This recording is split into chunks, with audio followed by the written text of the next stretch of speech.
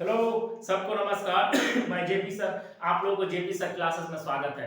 आज जो हम क्लास लेकर आए हैं वो हिस्ट्री का क्लास लेकर आए हैं, ठीक है। जो कि आप लोग को हम पढ़ा रहे हैं प्राचीन काल भारत। प्राचीन काल भारत में हम लोग कुछ चैप्टर पढ़ चुके हैं। कैसे हड़प्पा सभ्यता पढ़ चुके हैं, वैदिक काल सभ्यता पढ़ चुके हैं, और उसके बाद पढ़ रहे हैं क्या हम लोग जैन धर्म के बारे में पढ़ रहे हैं। जैन धर्म का हम एक क्लास करवा चुके हैं। जो लोग क्लास को नहीं देखें वो जाके जरूर देखें, आपको बहुत अच्छा लगेगा, मजा आ जाएगा, ठीक है। उसके बाद आज जो क्लास है वो जैन धर्म का दूसरा क्लास हम लेकर आए, ठीक है। तो जैन धर्म के बारे में आपको जो हम पहले क्लास में पढ़ाए थे, जो उनके कितने तीर्थंकर थे, उनके संस्थापक कौन थे, 24वें तीर्थंकर कौन थे, 22वें कौन थे, सारा उनका शिक्षा के बारे में पढ़ा दिए थे, ठीक है।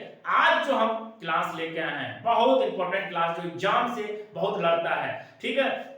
आज जो क्लास है आपका जैन का सभा कहां पे हुआ था, कहां कहां जैन का सभा हुआ था। उसके बाद में महावीर स्वामी का संघ की स्थापना कहां की है, कैसे किए थे, ठीक है, किसके द्वारा किए थे, ठीक है। उसके बाद जैन धर्म का विभाजन कैसा हुआ है, ठीक है। उसके बाद उनके जैन धर्म का प्रतीक चिन्ह। उसके बाद में हम पढ़ेंगे जैन का साहित्य के बारे में क्या बोला जाता है। उसके बाद में पढ़ेंगे जैन का साहित्य को क्या बोला जाता है, सारा कुछ हम लोग पढ़ेंगे। उसके बाद में हम लोग चैप्टर को एंड कर देंगे, ठीक है। तो आज हम लोग देखते हैं, बहुत इंपॉर्टेंट क्वेश्चन है, अच्छे से देखिएगा क्योंकि बहुत इंपॉर्टेंट क्लास होने वाला है, मजा आ जाएगा, ठीक है। लास्ट तक देखिएगा। चलिए स्टार्ट करते हैं। जैन का सभा कहां पे हुआ था, पहला सम्मेलन कहां पे हुआ था, पाटलिपुत्र में हुआ था, याद रखिए। उनके अध्यक्ष कौन थे, स्थूलभद्र थे, याद रखिएगा, स्थूलभद्र थे उनका पहला अध्यक्ष थे। और कहां पे हुआ था, पाटलिपुत्र में। कब, 322 से लेकर 298 ईसा पूर्व में, ठीक है। उसमें प्रमुख बिंदु पर क्या, प्रमुख बिंदु में क्या है, 12 अंक का संकलन क्या है, 12 अंगों का क्या संकलन है इसमें दिया हुआ। उसके बाद में दूसरा जैन सभा कहां पे हुआ था, बल्लभी गुजरात में हुआ था। कहां पे, क्षमा श्रम और या देवगिरी, ये याद रखिएगा, देवगिरी या क्षमा श्रम, याद रखिएगा, ये दो पूछता है, इसीलिए एक एक आप याद रखिएगा, ठीक है। तो कहां पे, बल्लभी गुजरात में। उसमें कितने अंगों पर ध्यान है, कुल 11 अंगों पे ऊपर में ध्यान गया है, ठीक है। उसके बाद में हम पढ़ते हैं महावीर स्वामी के बारे में। महावीर स्वामी 24 तीर्थंकर, जो कि वास्तविक संस्थापक जैन धर्म का माना जाते हैं, ठीक है। महावीर स्वामी ने संघ की स्थापना किया।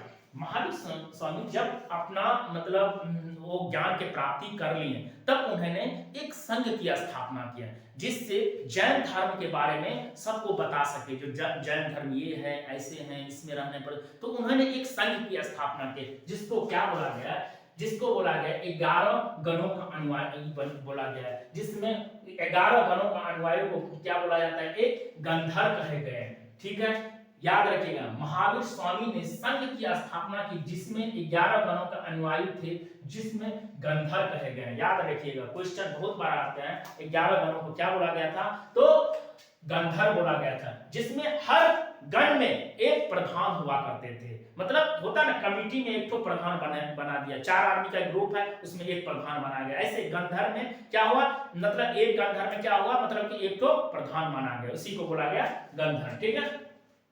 महावीर की मृत्यु के बाद सुधर्मन संघ का प्रमुख बन गए। महावीर जब उनका मृत्यु हो गया, तो संघ के प्रमुख कौन बन गए, सुधर्मन बन गए संघ का, ठीक है। तो याद रखिएगा। उसके बाद में सुधर्मन के मरने के बाद में कौन बन गया, जम्बू स्वामी। तो जम्बू स्वामी से उतना क्वेश्चन नहीं आता जितना सुधर्मन से आता है। पूछेगा आपका, महावीर स्वामी की मृत्यु के बाद में कौन संघ के प्रमुख बने, तो सुधर्मन बने थे, याद रखिएगा, ठीक है। उसके बाद में कौन बने, तो जम्बू स्वामी बने, ठीक है, जो कि 44 साल तक प्रमुख रहे, ठीक है। महावीर संघ का 44 वर्ष तक कौन रहे, जम्बू स्वामी संघ के प्रमुख रहे। उसके बाद में हम चलते हैं जैन धर्म के का विभाजन कैसे हुआ, किस तरह से हुआ, हम लोग समझते हैं। जैन धर्म का जो विभाजन हुआ था वो कैसे हुआ था, आपको हम याद करवाते हैं। मगध में 12 साल का अकाल पड़ा था। चंद्रगुप्त मौर्य के समय 12 साल का अकाल पड़ा था, जो भीषण अकाल पड़ा था, जिसमें क्या हुआ था, भद्रबाहु जो थे अपना शिष्य और साधुओं को लेकर कहां चल गए थे, दक्षिण श्रवण बेलगोला में चले गए थे। वहां से फिर कुछ दिनों के बाद में भद्रबाहु लौटे मगध लौटे, तो यहां पे देखिए जैन साधुओं को अलग नियम, तो उनको समझ में नहीं आया कि भद्रबाहु का ऐसा हुआ क्यों, किस लिए हुआ, क्योंकि जब वो चले गए थे उसी टाइम वहां का जो जैन धर्म का जो चलाने वाले थे स्थूल भद्र चला रहे थे, जो अपने हिसाब से वो चला रहे थे, ठीक है, मगध में जैन धर्मों का। फिर उसमें क्या हो गया, जो भद्रबाहु का साधु और क्या हो गया स्थूल भद्र का साधु में, दोनों में क्या हुआ, बहुत मतभेद हो गया। तो जैन धर्म क्या हुआ, दो भागों में बट गया, जिसका नाम पड़ गया एक श्वेतंबर, एक पड़ गया दिगंबर। श्वेतंबर उसको बोला जाता है जो श्वेत कपड़ा धारण करता है उसको बोलता है श्वेतंबर, और जो नग्न अवस्था में रहते हैं उनको बोलता है दिगंबर। मतलब क्या, श्वेतंबर का संस्थापक कौन थे, स्थूल भद्र, और दिगंबर के संस्थापक कौन थे, भद्रबाहु। तो हम लोग वही देखते हैं इसमें क्या क्या अंतर है, इसके बारे में हम देखते हैं। श्वेतंबर और दिगंबर जो धर्म है उसमें क्या क्या है। श्वेतंबर किसके कौन थे, उसके संस्थापक स्थूल भद्र, और दिगंबर के संस्थापक कौन थे, भद्रबाहु। चलते हैं, वे श्वेत वस्त्र पहनते, कौन, श्वेतंबर जो धर्म अपनाते हैं वो श्वेत वस्त्र पहनते हैं, और दिगंबर जो धर्म अपनाते हैं वो कौन से, वो पूर्णतः नंगता रहते हैं, ठीक है। उसके बाद में इसमें क्या हुआ, श्वेतंबर धर्म बोला गया था स्त्रियों के लिए मोक्ष है, लेकिन दिगंबर बोले स्त्रियों के लिए मोक्ष नहीं है। क्यों, क्योंकि यहाँ पे नग्न रहता है साधु लोग, तो इसीलिए उनका मोक्ष नहीं है। उसके बाद में श्वेतंबर धर्म में क्या हुआ, केवल प्राप्ति के बाद भी भोजन की आवश्यकता होती है। केवल का मतलब ज्ञान प्राप्ति के बाद में भी क्या होता है, साधुओं को भोजन की आवश्यकता पड़ती है बस। लेकिन दिगंबर धर्म बोले केवल प्राप्ति के बाद में भोजन की आवश्यकता नहीं होता है, याद रखिएगा। चलिए, उसके बाद श्वेतंबर धर्म में क्या बोला है, महावीर क्या थे, विवाहित थे। बोले श्वेतंबर धर्म में क्या बताया गया, जो महावीर जो थे वो विवाहित थे, लेकिन दिगंबर धर्म में बोला जाता क्या, जो महावीर जो थे अविवाहित थे, याद रखिएगा। उसके बाद में सबसे बड़ा चर्चा तो यहाँ पे हो गया, 19वें तीर्थंकर जो थे मल्लिकनाथ, उनको बता दिया गया जो स्त्री थे, कहां, श्वेतंबर धर्म में, और दिगंबर धर्म में क्या बोला गया, मल्लिकनाथ को, जो वो पुरुष थे। तो यहाँ पे तो 19वें तीर्थंकर होता अलग अलग बता रहे हैं। चलिए, उसके बाद में श्वेतंबर धर्म में क्या हुआ, महावीर स्वामी को भगवान मानने लगा और मूर्ति पूजा करने लगे। लेकिन दिगंबर धर्म बोलते हैं जो एक महान पुरुष थे, कौन सा, दिगंबर धर्म में। तो याद रखिएगा, ये हम सारा देखिए, दिगंबर मतानुसार क्या थे, वो पुरुष थे। तो हम क्या पढ़े, जैन धर्म और जैन धर्म में श्वेतंबर और दिगंबर के बारे में डिफरेंस पढ़े, अलग अंतर क्या थे। तो इसीलिए वो क्या हुआ, दोनों बट गए थे, इसीलिए, ठीक है। तो हम आपको बता दें कैसे बटे थे, और देखिए उनका अंतर क्या क्या है, श्वेतंबर धर्म और दिगंबर धर्म।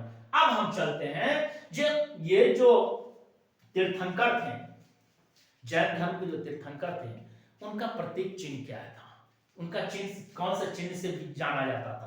जैसे पहला तीर्थंकर कौन था, ऋषभदेव, उनको किस नाम से जाना जाता है, बैल या विश्राम, मतलब सांड के भी नाम से भी जाना जाता था, याद रखिएगा। उसके बाद अजीत नाथ को प्रतीक चिन्ह क्या था, हाथी था। उसके बाद पारसनाथ 23 में जो तीर्थंकर था, उनका प्रतीक चिन्ह क्या था, सर्प, सांप था। उसके बाद में 24 में महावीर स्वामी, जिसको वास्तविक संस्थापक के रूप में भी माना जाता है। वास्तविक संस्थापक कौन थे, महावीर स्वामी थे, और संस्थापक कौन थे, ऋषभदेव थे। बहुत बार क्वेश्चन आया, जो पूछ देगा क्वेश्चन, जो वास्तविक संस्थापक कौन थे और संस्थापक होंगे जाएंगे ऋषभदेव जो जैन धर्म का, और वास्तविक संस्थापक कौन होंगे, महावीर स्वामी होंगे, जिनका क्या चिन्ह था, प्रतीक चिन्ह क्या है, सिंह है। उसके बाद में एक हम और ऐड कर दिए आप लोगों को, 22वें तीर्थंकर अष्टनेमी थे, जिनका चिन्ह क्या है, शंख है, याद रखिएगा। ये यहां से क्वेश्चन नहीं आता, इसलिए हम एक बार फिर भी हम लिख दिए, क्वेश्चन आया है एक दो बार, इसीलिए हम आपको करवा दिए। उसके बाद में जैन साहित्य को क्या बोला जाता है? याद रखिएगा, जैन साहित्य को आगमन कहा गया है। जैन साहित्य जो था उसको क्या बोला गया है? आगमन, मतलब आगमन बोला गया। आपको बता जो बहुत सारा पुस्तक है जैन धर्म था, जिसमें से दो पुस्तक बहुत अच्छा है, जिसका नाम है भगवती सूत्र और कल्प सूत्र। तो भगवती सूत्र में क्या दिया गया है इसके बारे में पहले हम लोग जानते हैं।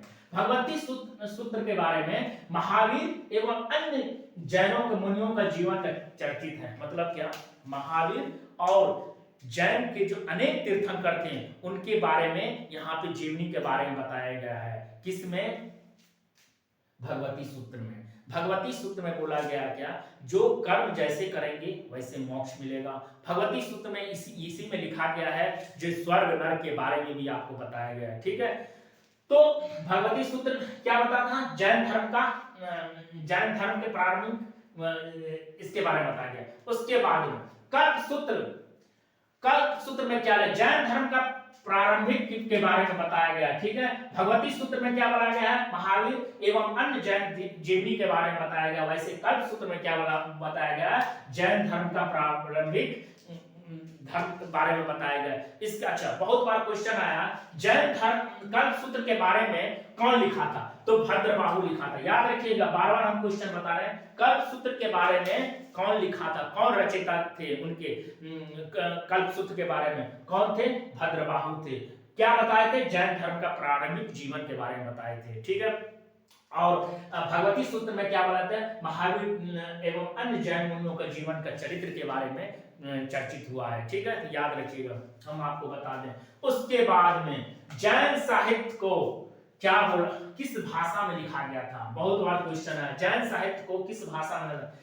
अर्थमगही भाषा एवं प्राकृतिक भाषा में भी लिखा गया था। याद रखिए, जैन साहित्य को ना दो भाषा में लिखा गया, अर्थमगही एवं प्राकृतिक भाषा में भी लिखा गया था। ठीक है, जैन में बहुत सारा पुस्तक आए थे, जिसमें पहला पुस्तक क्या था? अंग में कितना है? 12 में जैन का सिद्धांत के बारे में बताया गया। ठीक है, अंग से क्या आया था? उपांग में कितना? 12 है, जिसमें अंग का विस्तार बताया गया। ठीक है, जैसे हम लोग वेद पढ़ते हैं, वेद में क्या होता है? वेदांग होता है, वैसे ही अंग में क्या? उपांग। याद रखें, परिकरण में क्या? 10 ग्रंथों का पृष्ठ के बारे में बताया गया। उसके बाद 6 सूत्र में 6 लिखा गया है। उसमें क्या लिखा है? भिक्षुकों का नियम कैसा होता है साहित्य में। मूल सूत्र में 4 है। ठीक है, भिक्षुकों के बारे में बताया गया। तो ये आप जैन साहित्य के बारे में जान लिए। उसके बाद में कुछ इंपॉर्टेंट फैक्ट हम आपको बता रहे हैं, जो इंपॉर्टेंट फैक्ट एग्जाम के दृष्टि से बहुत अच्छा है, जो हम आपका क्वेश्चन बार बार ये आता है, तो इसीलिए आप इसको अच्छे से ध्यान से रखिएगा। फैक्ट में क्या है?